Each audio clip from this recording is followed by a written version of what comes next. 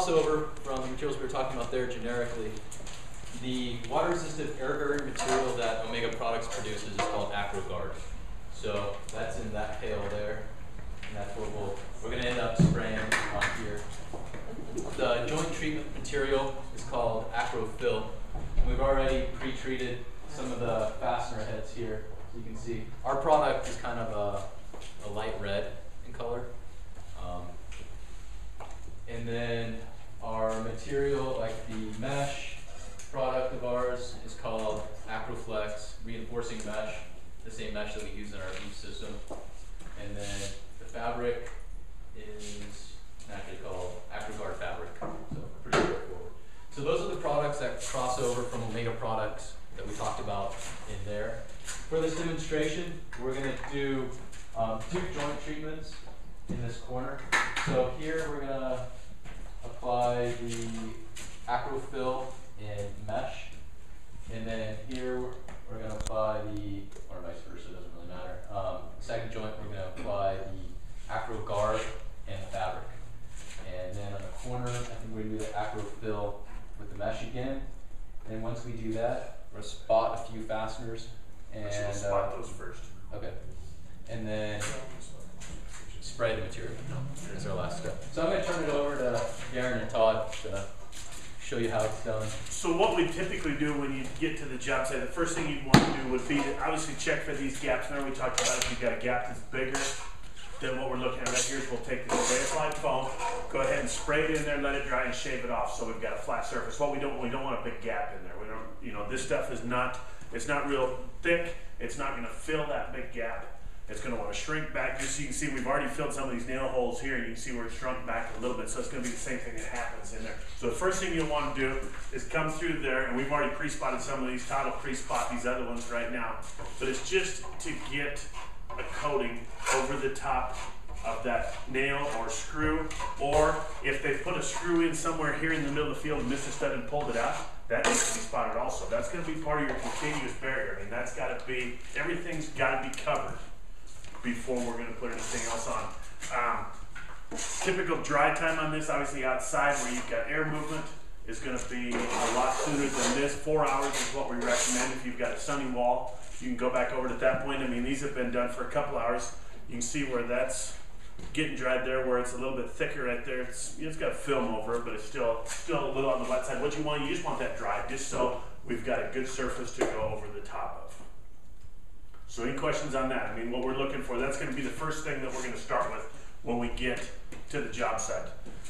All right, you want to roll that first one, Todd, or you want to skim it? Okay, since he's got that, so what he's going to take the AcroFill right now and skim a coat over your board joints. We're just putting the coating on there just enough that we're going to be able to take the 4-inch wide AcroFlex mesh and be able to set that.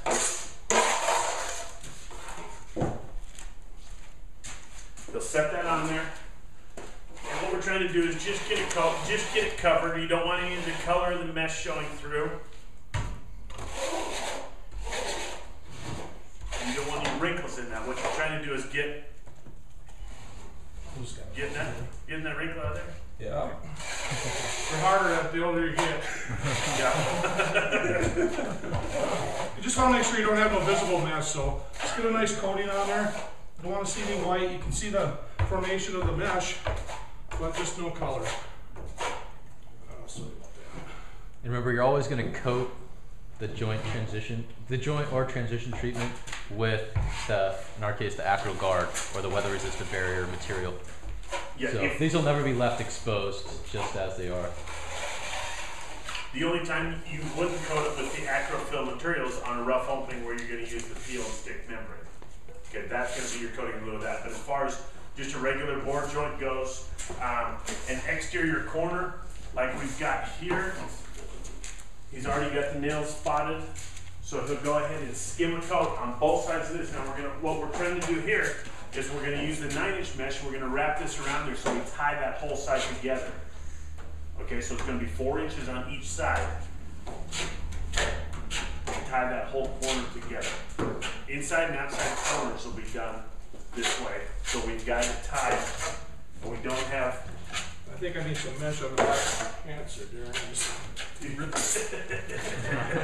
that few spray foam wanted to do it. That's another seminar. That's another seminar. Maybe if they wouldn't build these things so low to the ground. I know. Alright, so the same thing we're looking at here. We're just gonna run this mesh.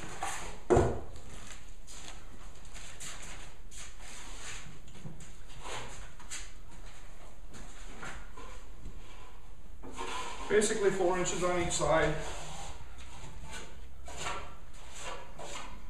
And remember, once we get done, once this gets dry, this all gets covered. We're gonna go ahead and spray it today. It will have not had a chance to dry for 4 hours, obviously. But we'll show you what the final surface will look like.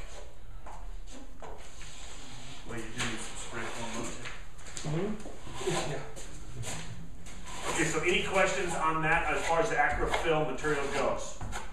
Now, the basic difference between the acrofill and the acroguard is the consistency of the product. You see how thick that was? Here's what the acroguard material looks like right here. It's not a trowel. You know, it's not something that you can put in your trowel. It's more of a roller applied or spray applied type membrane. How are we doing there? Well, I just got a little long here. And this mesh is a little stiff. It'll soften up here in a second with the material on it, and I'll be able to lay it down. I'm on the cool side of that today, so. Is there a maximum and minimum temperature you install in it? What you want 40 degrees and rising is what we're looking at here. You do not want this to freeze. What about a true hot day? Kevin, Currently, the other we option have would be, instead of having 2 materials on the job site, instead of having the acrofill and then having to come back with another product in the field, we look for aqua or whatever. You can take just the acroguard, take a nap roller, and we'll take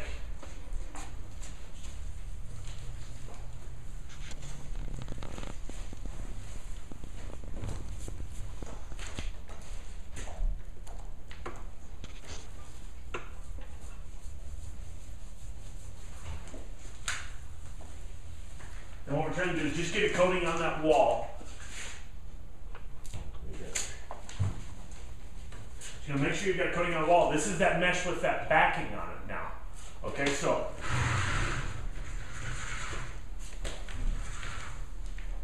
put that right over the middle of the joint. It's like just peeling it and sticking it to the board. We're showing it here without primer. Sometimes you would use primer to run your wrap around the corner.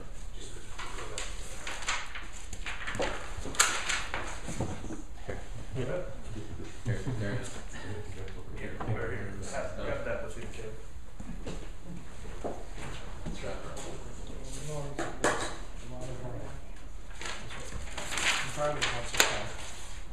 We're just going to put it on top because our wall's out so far. Okay. Got it? What was good is Kevin had brought it up. If they've got a roller that you'll roll over this, because what you're trying to do is get all of your air bubbles out of there. That's the biggest thing. The biggest thing you want to make sure is that adhesive is stuck. Yeah.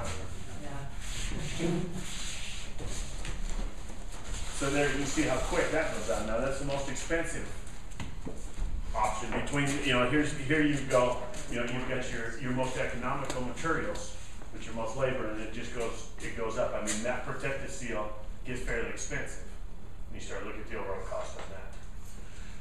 Over the top of that protective seal, we get 2 options. We can either roll it like we did, or we can trowel it with the acroguard if you wanted to cover that, where the transition goes from your protective seal onto your board, or we can just simply come back over spray.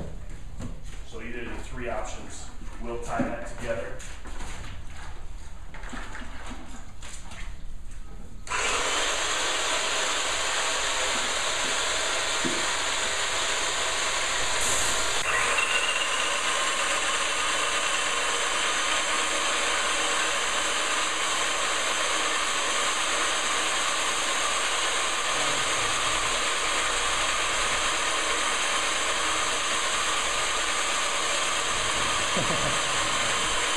best spray pattern.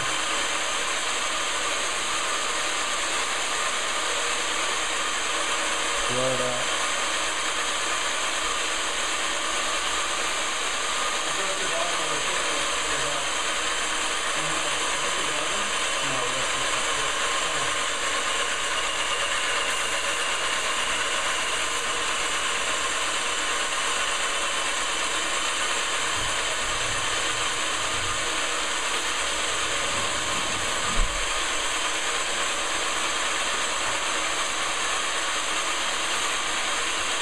Done. Now do generally recommend a vertical pass and then a horizontal pass.